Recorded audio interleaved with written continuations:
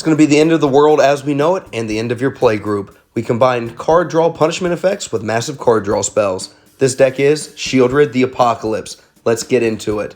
Welcome to the Apocalypse. Welcome to the end of everything. This Sheoldred deck, hey, get out of here, Sheoldred Whispering One. We don't want you here. Why? I'll tell you why. Because the new one has arrived, Sheoldred the Apocalypse. This new legendary creature is the brand new Nekusar. It's got Death Touch, and whenever you draw a card, you gain 2 life, and whenever an opponent draws a card, they lose 2 life. So a couple of things. We're going to gain a ton of life from drawing cards, and make our opponents lose the game just by drawing. It's going to be pretty sick, and you're going to be very hated. Now we need to get everybody drawing more cards so we can really pile up that punishment. First up, the classic Howling Mine. At the beginning of each player's draw step, if it's untapped, each player draws an additional card. Anvilable Garden makes everybody skip their discard phase. And just like Howling Mine, everybody draws an additional card, and then they have to discard one of those cards. That's 4 damage every draw step. Fairy's Puzzle Box is busted with Sheoldred.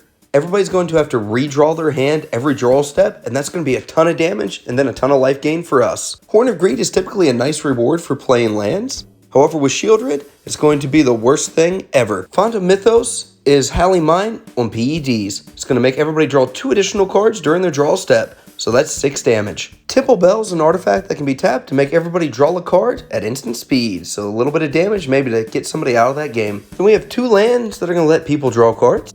First one is Mikakoro, 2 untap it, everybody draws a card. Skyreach Sanitarium, 2 untap it, each player draws a card, then discards a card. Master of the Feast is a 3-mana demon. At the beginning of our upkeep, each opponent's going to draw a card. So this card draw is getting insane. Saison, Perverter of Truth is going to make everybody draw 2 additional cards during their upkeep and make them lose 2 life, so that's even more card draw for our deck. Prankle, Master of Pranks is a hasty fairy rogue, and when it connects, we're only going to choose one mode. That is, each player loses 1 life and draws a card. Dark Deal's the only mono-black wheel effect I know about. If you know more, mention them in the comments below, but of course wheels are super powerful with Sheoldred. We would lose the game very quickly from giving our opponents so much card advantage without punishing them with other effects besides Sheoldred. First up, there's Price of Knowledge. This enchantment gives players no maximum hand size. At the beginning of each opponent's upkeep, Price of Knowledge deals damage to that player equal to the number of cards in that player's hand. Underworld Dreams is going to punish opponents by 1 damage for each card they draw. A little weaker than Sheoldred, but a nice effect. If you love Voodoo Dolls being crushed, this is the card for you, Black Vice. You just choose an opponent, it's going to deal 1 damage to them for each card in their hand in excess of 4.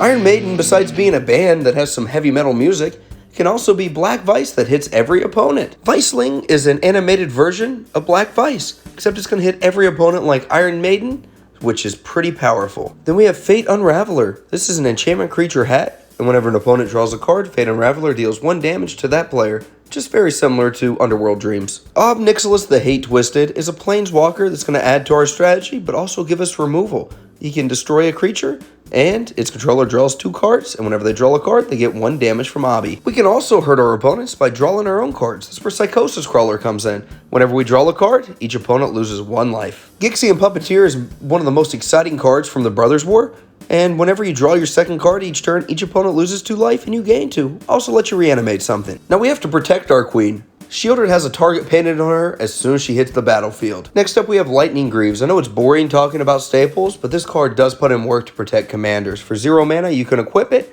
and we need to protect her from all that targeted removal that's going to be headed straight for her. Swiftfoot Boots is functionally similar to Lightning Greaves, except it costs 1 to equip, and it gives hexproof. That's about it. Darksteel Plate's also going to give Sheoldred indestructible. That way, if target removal comes her way, she won't get destroyed, but watch out for Toxic Deluge. Imp's Mischief can protect Sheoldred by redirecting target removal. You can also screw up somebody's awesome game-ending play. Malakir Rebirth is an MDFC that will save Sheoldred, because when she dies, she'll come back to the battlefield tapped. Demonic Gifts is a similar effect to Malakir Rebirth. It's going to give the creature +2/+0, and when it dies, return it to the battlefield under your control. Supernatural Stamina is another one of these return to the battlefield effects if the creature would die. Our Sheoldred is ready for anything now, so let's see how they close out this game. I'm talking about winning the game. There's a couple of cards that can knock an opponent out of nowhere with Sheoldred in play. Damnable Pack is probably our weakest win con.